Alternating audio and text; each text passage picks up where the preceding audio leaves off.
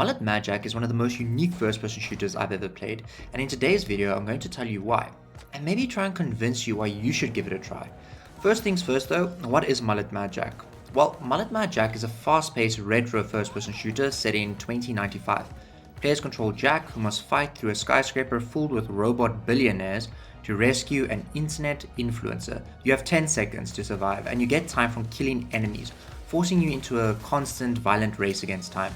If that sounds crazy, that's because it is. Watching someone play this game makes them look like some super fast thinking computer brain person, but in reality I'm just dash kicking and spamming shoot. This game is fast, really fast, no exaggerations. There were points where I was really locked in, one eye on the timer and the other on my next kill for that precious extra second. I looked like a damn chameleon. Most missions last about as long as Gen Alpha's attention span, so around 60 seconds, and I'm being very generous here. Gameplay wise, you dash or dash kick. I never really dashed, I just dash kicked the whole way through the game. You can shoot if you haven't noticed by now, and another one is jump, which is good for jumping over traps. There's also wall running, good for not running on the ground, and then there are also some sweet finishes.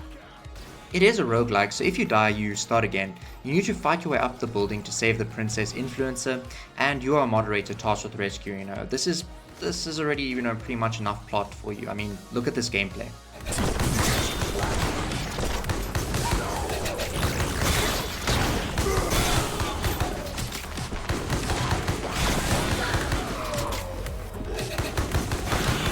Now stop, let's continue.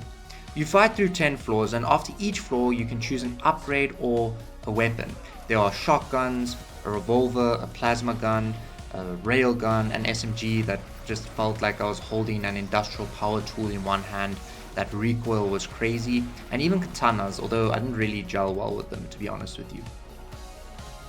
Oh yeah, another thing that I also love is that the weapons visually change once upgraded. It's a small touch, but I love seeing stuff like that in games. Another game that did it really well, obviously on a little bit of a bigger scale, was BioShock, and the weapons would also visually change once upgraded. I really like stuff like that. There are also some environmental kills, I'll show you one or two.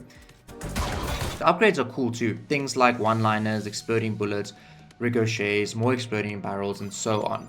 Once you get into like a rhythm or a flow, you lock in and it's difficult to stop. Like, you can't look away from the screen, and you don't want to pause and break that flow either. Even though everything is exploding and you're moving at the speed of light, I almost always understood what killed me. I think from the outside though, looking in, it looks like you need twitch reflexes, but you really don't. You are always moving forward. If you are moving back, you are making a mistake and wasting precious time. Don't do that, just don't. The robot billionaires are pretty varied as well. You've got your usual gun wielding enemies, chainsaw dudes. I mean, these guys actually killed me a lot. You should kind of concentrate on taking them out, otherwise they will cut you up. There are also flying drones, weird crawling enemies, and more. So there are enough enemy variants to keep things fresh. And then there are the boss fights, which are all unique in their own way and usually have like their own gimmick or strategy to beat them.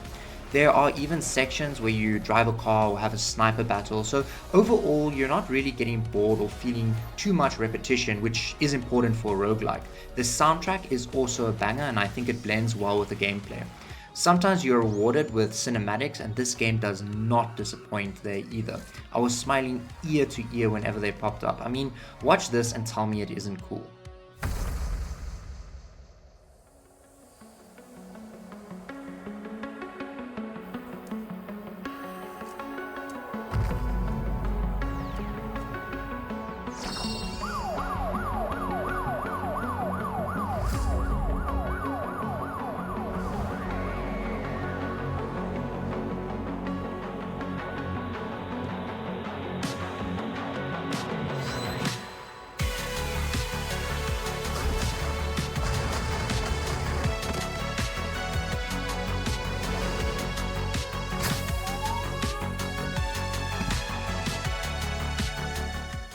The game also isn't very long, clocking in at around 4 or 5 hours maybe, but there are endless modes once you finish the campaign, so there definitely is some replayability or some modes that can keep you going for longer. I'd actually say this is like the perfect Sunday morning game. You wake up, make a nice hot cup of coffee, just lock in for a few runs, and if you push, you should be able to finish it. It's not often you find such a unique take on a shooter, and I really appreciate that. And sure, there are probably loads of unique shooters out there, but I'll probably only find them on Steam, and I'm stuck on Xbox. It's difficult for me to compare this to many other shooters I've personally played, which is a feat in on its own. I also love seeing developers create games that feel like it's something they genuinely wanted to play. I really only have one complaint. Sometimes I'd get stuck on these flying drones, and in a game where you only have 10 seconds to live, well, I died a few times because of that. I don't really fully blame the devs either. I think they just forgot to let, Jack kill enemies by landing on them. Because realistically, if Mad Jack landed on anything, it would probably explode. But on a serious note, I think the developers had a clear vision for this game, and they absolutely nailed it. I genuinely struggle to find many faults with it. Sure, it might not be everyone's cup of tea, and I can understand some people might find it corny, especially some of the cutscenes, but personally I liked it. It added to the game's personality. I wanted to ask two questions just before ending the video. First, would you try Mullet Mad Jack after hearing about it a bit? And the second one is, what's the most unique first-person game you've ever played? Drop it in the comments and I'll go check it out, preferably if it is on Xbox for now, but maybe one day I get a PC and then I could play it. Guys, thank you so much for watching. I really do appreciate it. If you liked the video, please consider subscribing and commenting. All that helps a lot. And I will see you guys in the next one. Bye bye.